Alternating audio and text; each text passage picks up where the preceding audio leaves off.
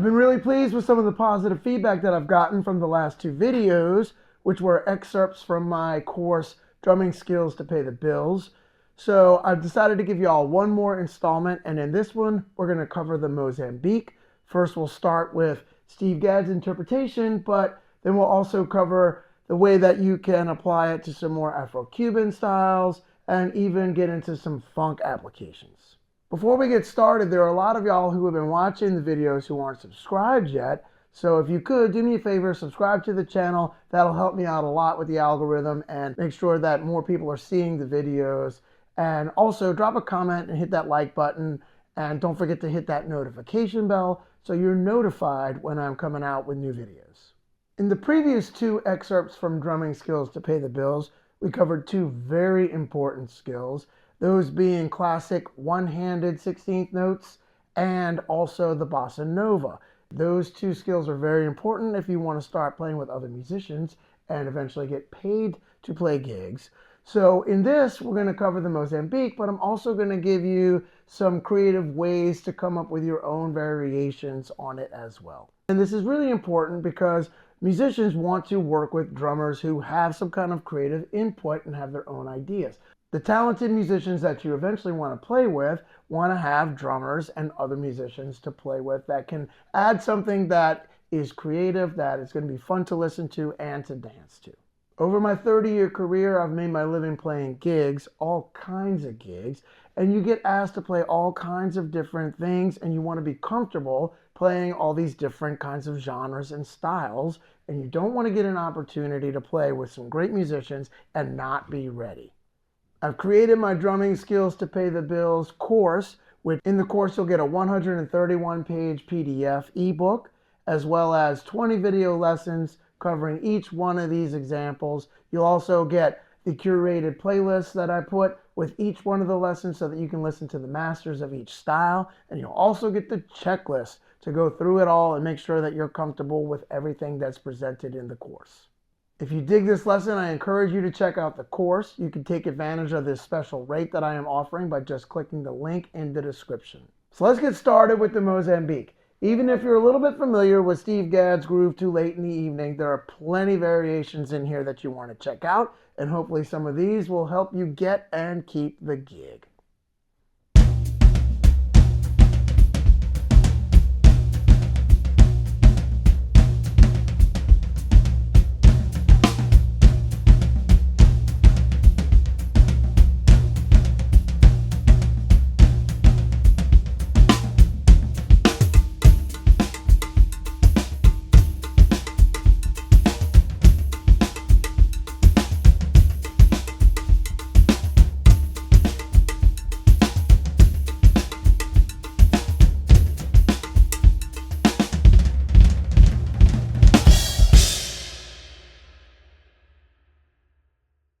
So some of those ideas are coming from the Steve Gadd Mozambique and my variations on that.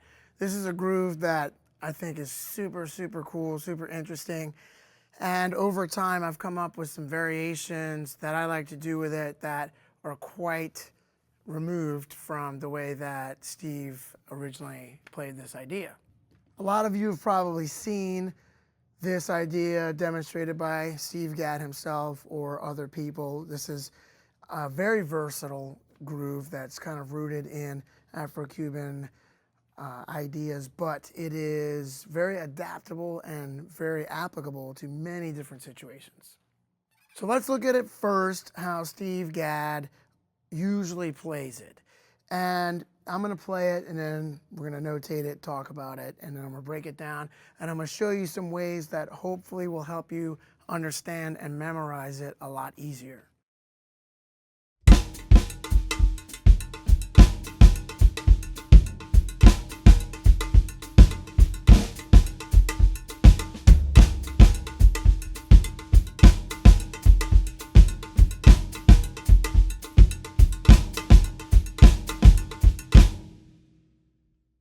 So when I was first starting to try to learn this groove, it was a challenge to always remember and be comfortable with immediately playing it or getting into it and out of it if I was coming into it from different things before that. if I was coming from a funk groove or any kind of thing that I was playing and trying to get into this, I would not always be able to easily recall exactly what it was. So over time, I've realized that it's basically a sticking, and it's basically a sticking that you're already very familiar with. So this groove is essentially built off of this sticking, left, right, left, right, left, right.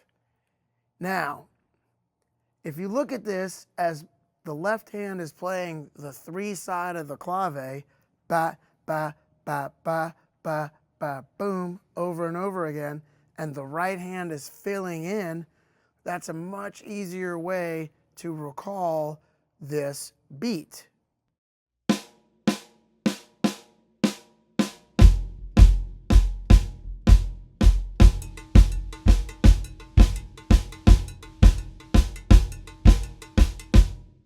But now to get the full Steve Gadd Mozambique, you flam the first note. So you just take the and you collapse it into a flam.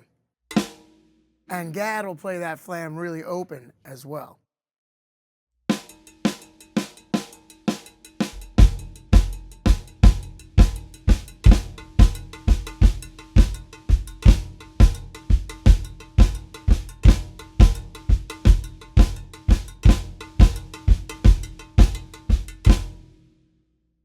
So what's really interesting to me is that if you flam these first 2 notes and then play this as a measure of 2/4, and then you play this sticking verbatim for a measure of 2/4, that will give you the Steve Gadd Mozambique. Now what is super interesting is that this sticking left, right, left, right, left, right. Check this out. So now I'm going to show you number 33 in George Lawrence Stone stick control, which we've already covered. Right, left, right, left, right, left. Well, if we start that sticking right here on the E of 1 and think of this as a measure of 2, then it becomes left, right, left, right, left, right. The Steve Gadd Mozambique is very related to the number 33 in George Lawrence Stone stick control, just started in a different place. Just as we talked about earlier, how the Johnny Vodakovich sticking is also related to number 33 in George Lawrence Stone stick control, but it's just started in a different place.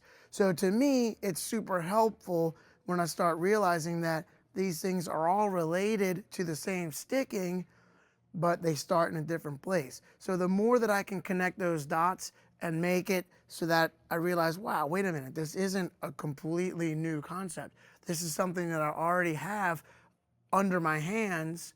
I just need to learn how to morph it for this situation. So with anything that I learn, I like to try to learn how to get as many different variations and applications out of that one idea. So with this Steve Gadd Mozambique, there's a few different things we can do with it to yield some more variations. So one of the things we can do is now keep that hand pattern the same, but I'm going to add a conga tumbao in the left hand with the cross stick and then coming up to the tom and then cross stick and floor tom to get that conga, right?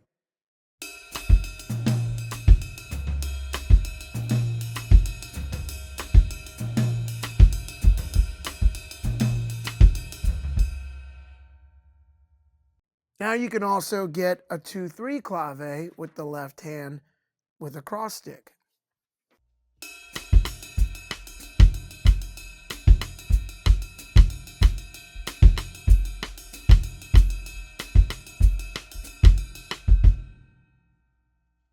Now to get it a little bit more Cuban, we can play the 2/3 rumba clave and then also kind of really lay in to that boom, boom on the bass drum, and make sure that we don't play the ones on the bass drum. This will make it sound a little bit more Cuban.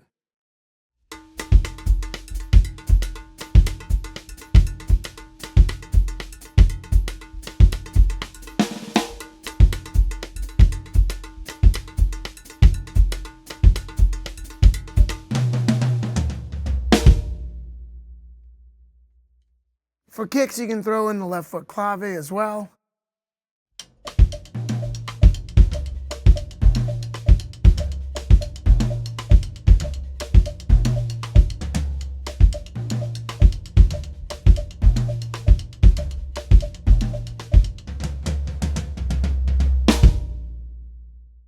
You could do it with a samba bass drum pattern as well.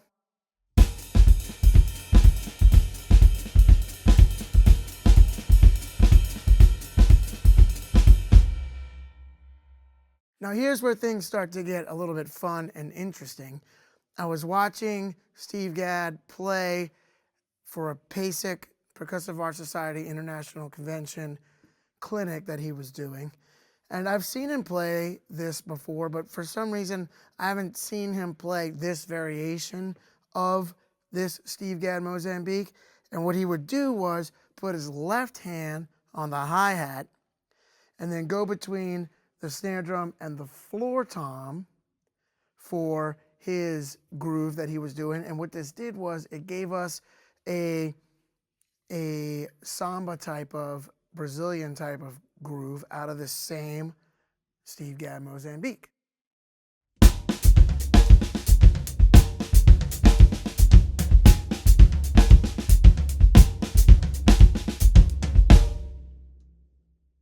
So I took that home and I shed that and I experimented with it, and I started thinking to myself, so wow, this is cool.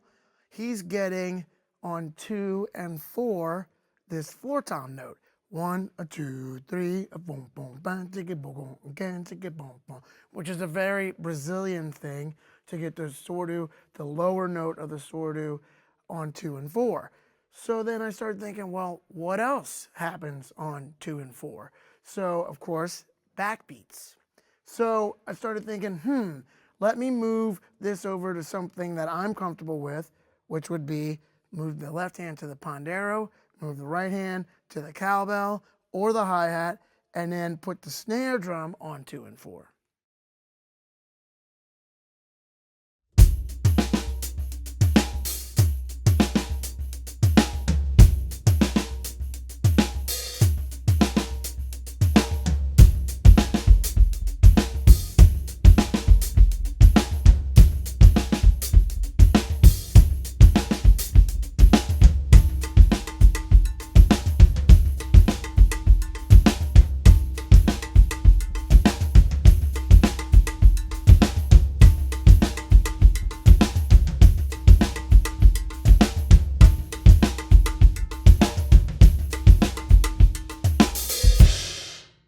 Now, for fun, we could really take this and play the tambourine or jingle stick in the right hand and really get some interesting ideas and some textures with this.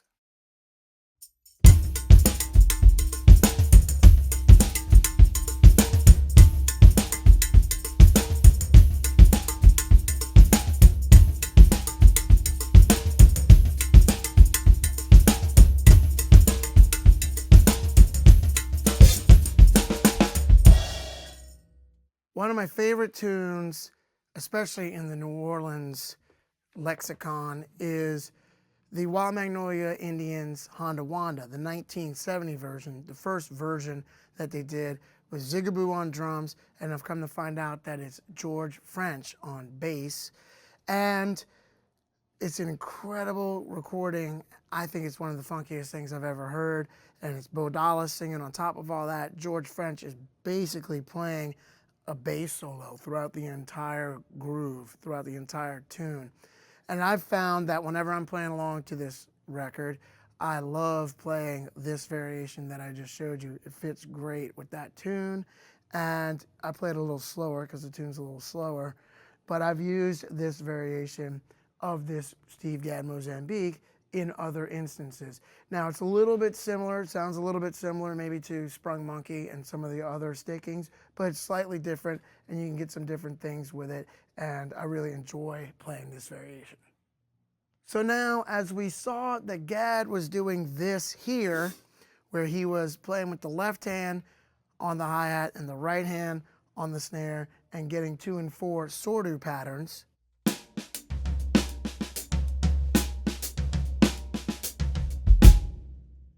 Started thinking, well, what would happen if I'd put my left hand on the rack tom and get the higher surdo pattern there? So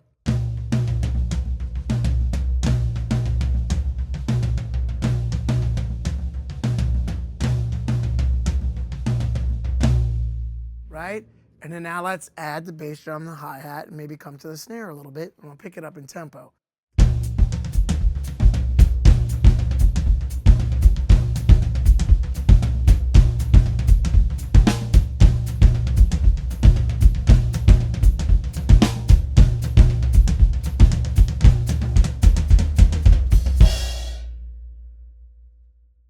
Again, I'm just trying to show you how you can take one idea and run with it creatively and come up with all kinds of different situations. Now, of course, that beat that I just played, you're not going to want to play that behind a piano trio. You'd probably get fired.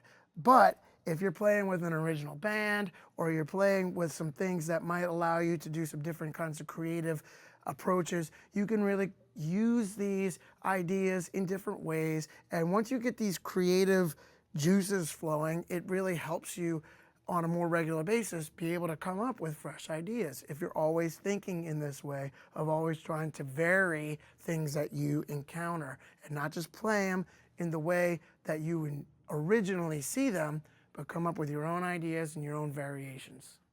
Now I'm going to have a little bit of fun. I'm going to experiment with some of the stuff that I have over here on my left, some different tones and textures, and I'm just going to basically be playing the Steve Gadd Mozambique, but I'm going to be playing it over here. And then these sounds and textures sometimes make me think of different things that I want to play and how I might want to vary the beat or the sticking to come up with different voicings that apply to what it is that I'm playing. But I'm just going to go ahead and kind of experiment and improvise.